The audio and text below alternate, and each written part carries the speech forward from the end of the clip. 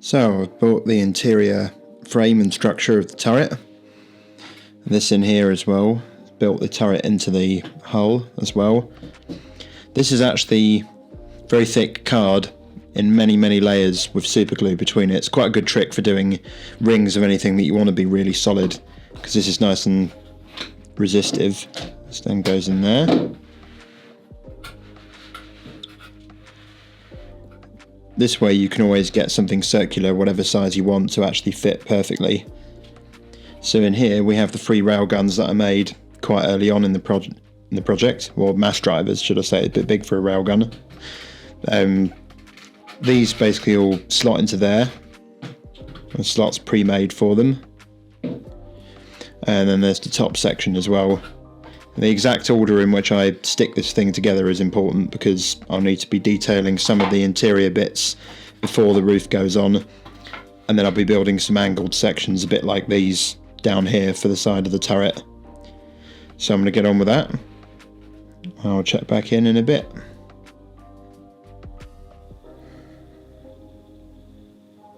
Okay, so I've finished the frame of the turret, put the guns in place as well. There's all the usual foam core cladding, marking out for where some of the plates will go. Done quite a bit of detailing in there as well. I've also plated the underside as well. That's all done under there. And I've also weighted the rear end of the turret so that it balances. It's up on there and it turns very nicely in the hull. So I'm going to get on with cladding the outside now. I'll show you that when I'm done. Okay, so it's the evening of day 17, and finally the turret is done. Here it is. It's a bit of a beast. It's just massive, really. Brings it home. It's not actually a particularly huge turret when you compare it to the rest of the ship, but on its own, you know, it's pretty massive. All detailed underneath. This ended up taking me a lot longer than I hoped it would, to be honest. There was a lot of fiddly detail work to be done in amongst all of this lot, and hardly any straight edges anywhere, which always makes things difficult. So there was a lot of fabricating and cutting of resin panels to make sort of all the details that I needed to do. So in the end, it took most of the day just to clad this. But you know, it's 7 o'clock and I've still got many hours left in it today. So now this is done, I'm going to be turning the main hull upside down and starting work underneath that.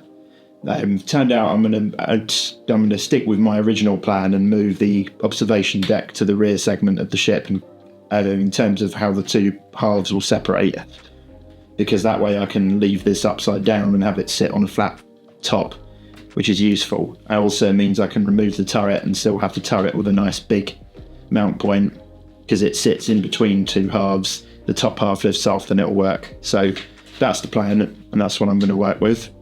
So I'm not going to mess about. I'm going to get on with it, and I'll show you and check in once I've done a bit more. And so here's the turret in place on the ship. You can get a look at some of the work I've done in here. There's a lot of interior detail around in that part.